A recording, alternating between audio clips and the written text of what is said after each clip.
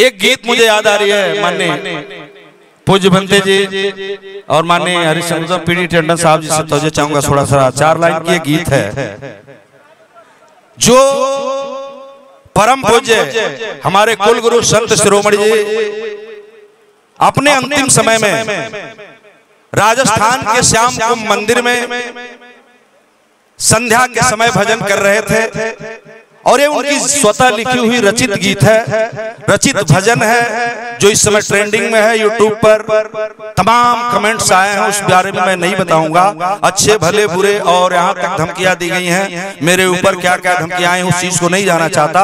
लेकिन वो गीत मैंने गूगल से सर्च किया तो सच्चाई मिली, जो सच्चाई मिली जहाँ लोगों ने हमारे समाज को बताया कि सीना चीर करके संत ने जनेऊ दिखाया।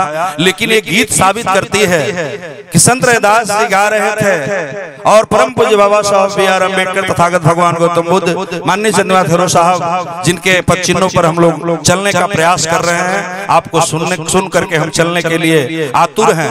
उस समय संत रैदास जी की लिखी हुई भजन है जो उनकी जिंदगी की आखिरी भजन है। इसी को मैं 4 लाइन आपको समर्पित कर रहा हूं, जरा सा तवज्जो दीजिएगा कि जीवन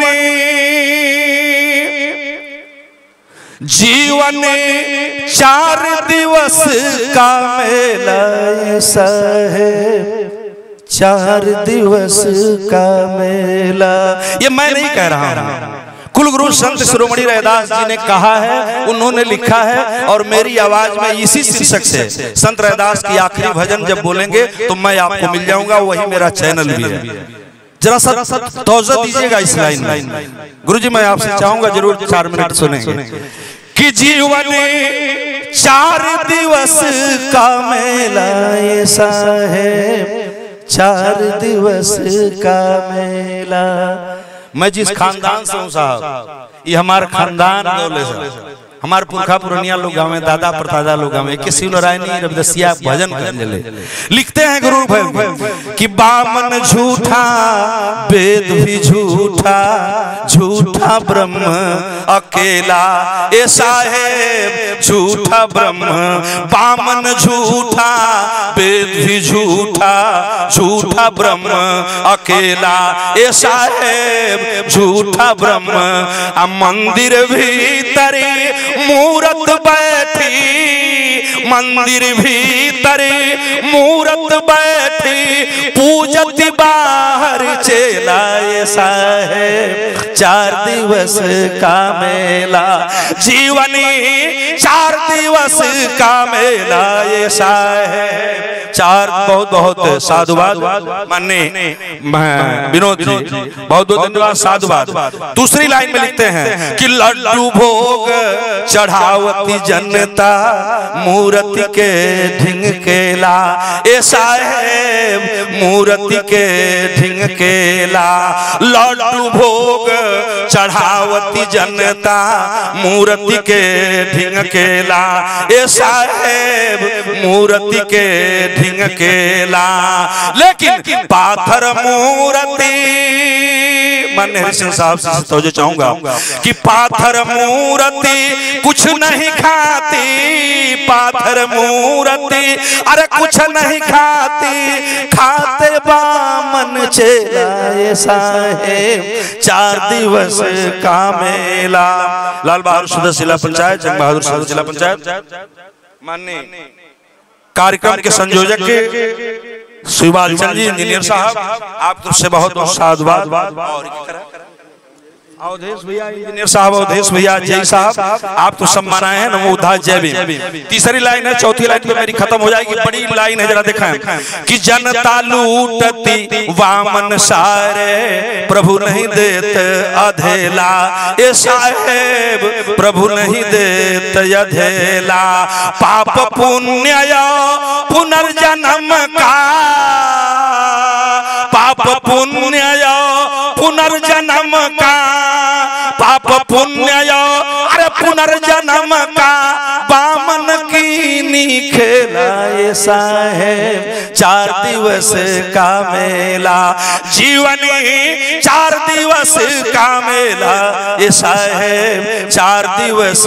आखिरी लाइन संत रैदास जी कह रहे थे, तब तक उनको घेर लिया गया श्याम कुंभ मंदिर राजस्थान में। और होता क्या है कि स्वर्ग नरक कुंठ पधारो गुरु शिष्य या चेला। ऐसा है भीमल भैया सेक्टर अध्यक्ष मधुबन जहां हम खड़े हैं, ये स्वर्ग नरक कुंठ पधारो गुरु शिष्य या चेला। ऐसा है गुरु शिष्य या जितना दान देव को ऐसा, जितना दान देव को जैसा वैसे निकालते लाए साहेब 4 दिवस का मेला।